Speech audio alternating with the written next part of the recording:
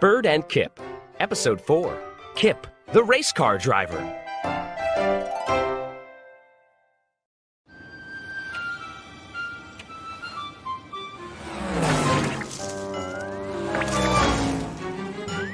I want to drive a car, said Kip.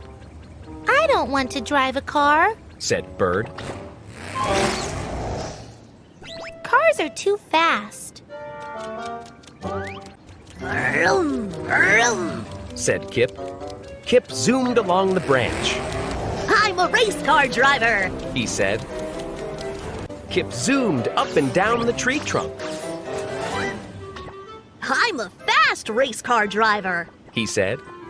and I'm going to win the big race. Bird was watching Kip.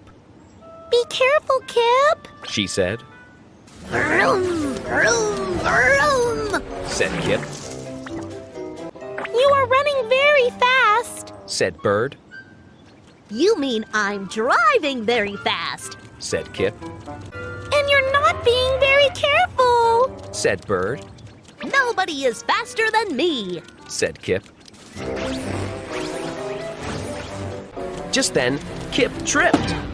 He went flying into the air. Oh no! Cried Kip. Oh no! Cried Bird. Crash!